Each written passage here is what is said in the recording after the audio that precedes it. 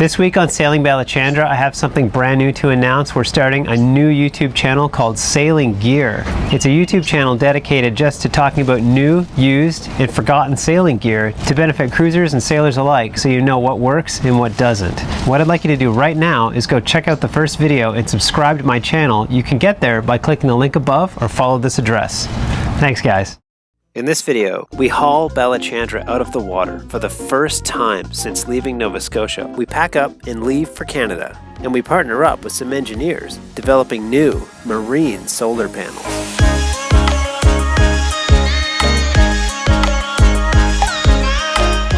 Last time, on Sailing Balachandra, we encountered a vessel in distress at sea, which turned out to be unmanned and adrift.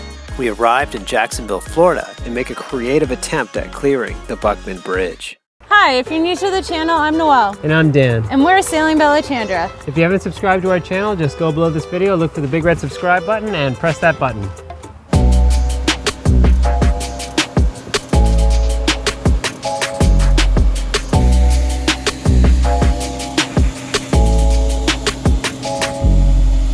Green Cove Springs Marina asked us to turn the boat and back into the lifting dock and to remove our backstay, as the travel lift is not quite large enough for our 44-foot sailboat.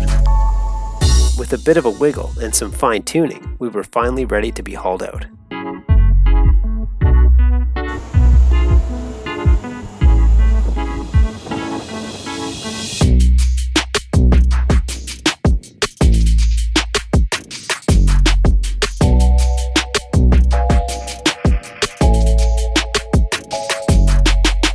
We were told that there is no more room for new boats in the regular work yard, so we were forced to move Balachandra into the long-term storage yard.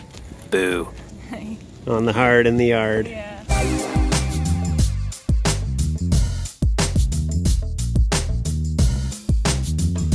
Driving home. Yeah.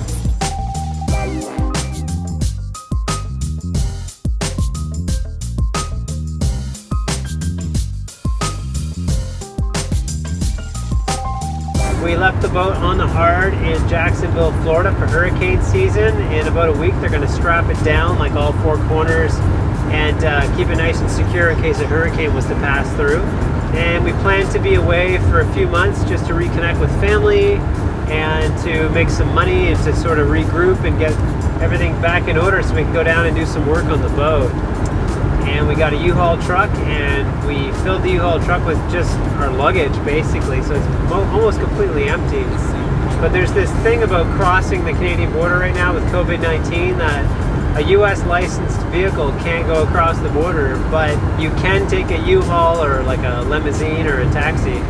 So we decided to try that out, and if we were to fly home, there's like big penalties and everything, so we chose to do it this way. We put the boat on the hard in Green Cove Springs, Florida, and it was kind of tough for us because we had made all of our arrangements with U-Haul and the hotels we stayed at and everything to start on a particular day, which meant that we had to have the boat completely unpacked and the U-Haul packed on a Saturday. We didn't know it at the time, but they're not open on Sunday, and we thought we had Sunday.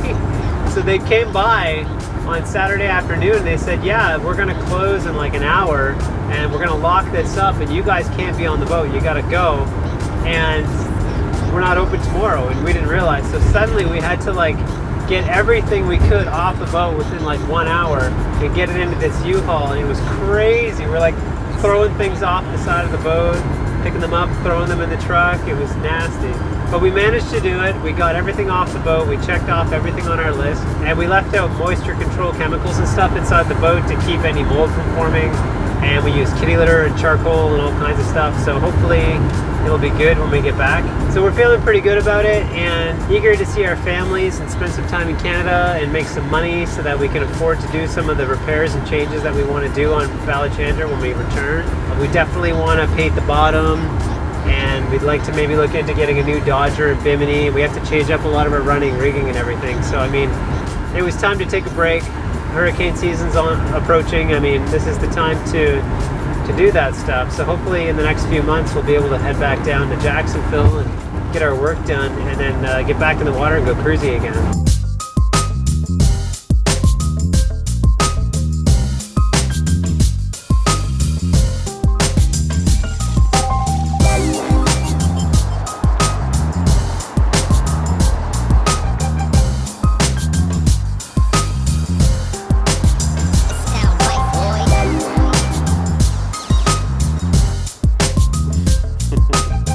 We are at Canada Customs, crossing the border from the United States into Canada right now.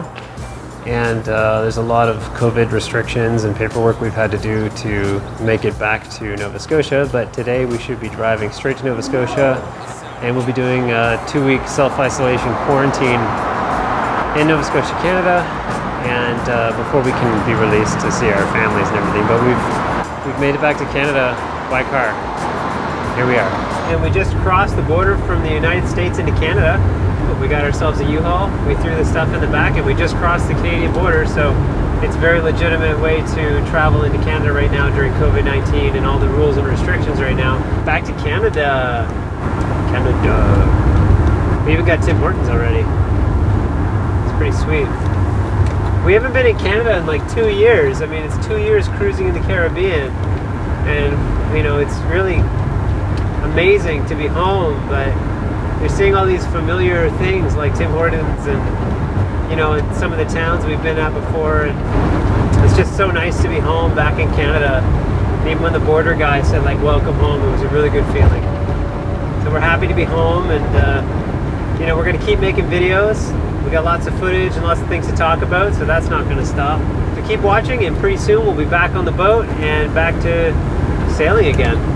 We've partnered with Remote Energy Systems. They're a recent startup company of young engineers tackling the energy independence problem for cruisers and sailors. And you guys said you were local Nova Scotians. We're just excited about that. There's a lot of new development work, like technology work done in Canada and even in the Maritimes, but something like a solar panel, it definitely like caught our attention because we're like, wow, there's people back home like developing solar panels. That's awesome.